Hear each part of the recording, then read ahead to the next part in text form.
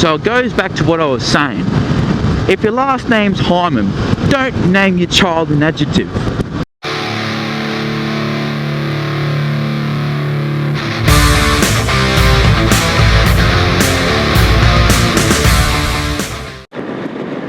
So this young New York Times reporter got sent out into the country to get one of those feel-good news stories. And she went into this small country town and thought, well, I know where I can get a good story. I'll go to the sheriff's office. So anyway, she goes into the sheriff's office and asks to speak with the sheriff, and they sit down, and the reporter takes out a notepad and she asks the sheriff, so Sheriff, can you tell me some good stories, good stories I can report on to my editor? And the sheriff looks at her and he says, and he has a think, and he says, oh, I got the perfect story. This one time, Farmer Brown's prize sheep went missing. So I gathered up all of my posse. There was about 36 of us, and we went out into the woods, into the country, and it took 2 weeks, but we finally found the prize sheep. And when we did, we fucked it. And the reporter looked stunned, like, oh. And she said, oh, I can't report that. Could you tell me another story then? So the sheriff again has another thing, and he says, well, sir, there was this one time, actually. Here's a good story for you. The mayor's daughter, the mayor's 16-year-old daughter, she went missing in the woods this one time. And so, I gathered my posse together. There was about 25 of us, and we went out into the woods, into the wild blue yonder, and it took us a month, but we found the mayor's daughter. And when we did, we fucked her. And horrified again, the reporter's like, well, I can't report that, And she says, well, are there any, sort of sad stories that you can tell me? And the sheriff, who's sitting there, very relaxed, he takes off his hat and looks down, and then looks into the reporter's eyes, with deep, meaningful eyes, and he says, well, sir, I got lost a couple of times.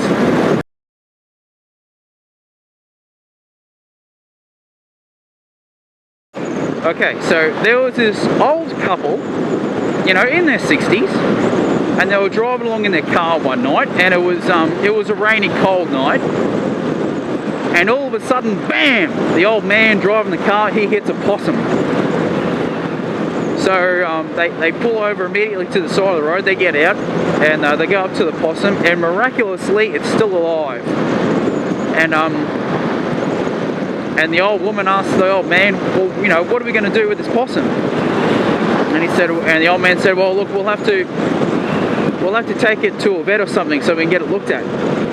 You're going to have to keep it. You're going to have to keep it warm though, and you're going to have to get it dry. So I reckon put it between your legs, and we'll hop back in the car and we'll go. And the old woman says, but it's wet and it stinks. So the old man says, well, hold the possum's fucking nose then.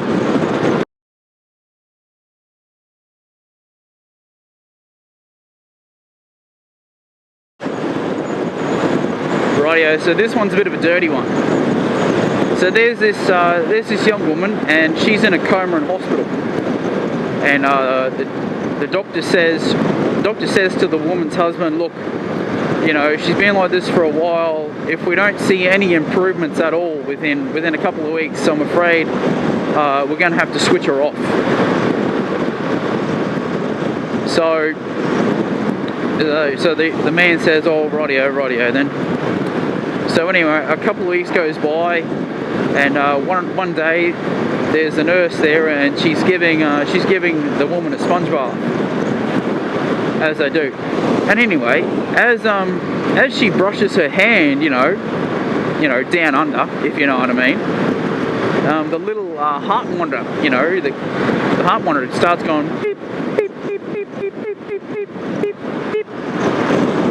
And the nurse, you know, immediately calls the doctor and says to the doctor, "Doctor, we got a response." And, you know, she shows what happened, and the doctor does the same thing, and, you know, lo and behold, you know, the doctor just brushes his hand over, you know, you know where down where, you know, and of course on the heart rate monitor, you know, beep, beep, beep, beep, beep, beep, beep, beep.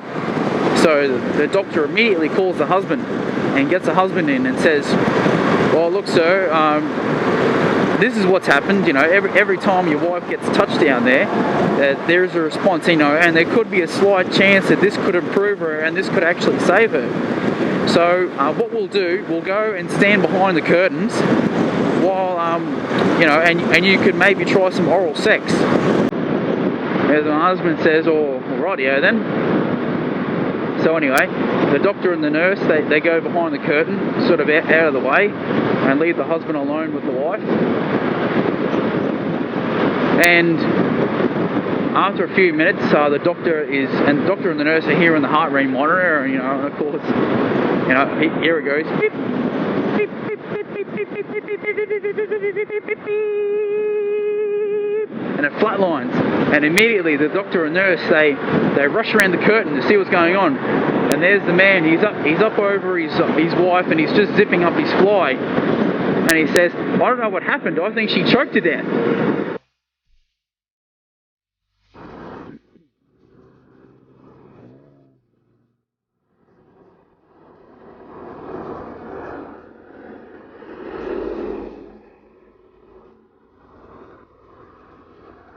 That's a red.